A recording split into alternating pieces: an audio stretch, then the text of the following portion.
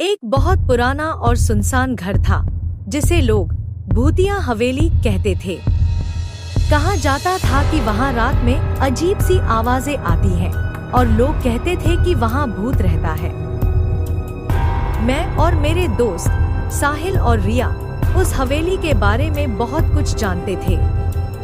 हम हमेशा से वहाँ जाने की इच्छा रखते थे, लेकिन डर के कारण कभी नहीं गए। एक रात हमने तय किया कि हम उस हवेली में जाएंगे और वहाँ क्या होता है देखेंगे। हम रात को हवेली के पास पहुँचे। हवेली के चारों ओर अंधेरा था और हवा में एक अजीब सी ठंडक थी। हम हवेली के गेट के पास खड़े थे और गेट पर एक पुराना जंग लगा ताला लगा था। हम डर के मारे पीछे हटने लगे, लेकिन फिर हमने हिम्मत करके ताला तोड़ने की कोशिश की। हम ताला तोड़कर हवेली में घुसे। हवेली के अंदर अंधेरा था और हवा में एक अजीब सी बदबू आ रही थी। हमने अपनी टॉर्चें जला ली और हम हवेली में आगे बढ़ने लगे। हवेली के अंदर अजीब सी आवाजें आ रही थी। हम डर के मारे एक दूसरे को घूर रहे थे।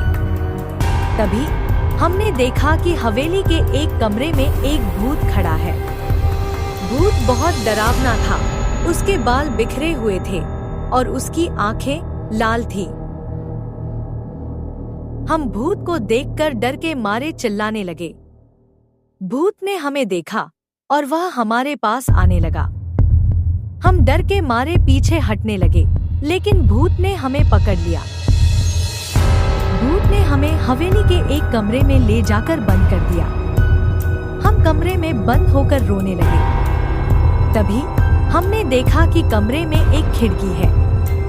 हमने खिड़की से बाहर निकलने की कोशिश की, लेकिन खिड़की बंद थी। हम कमरे में बंद होकर बहुत देर तक रोते रहे।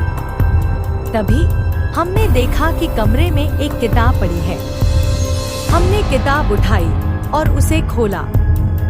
किताब में लिखा था कि भूत को शांत करने के लिए एक मंत्र है।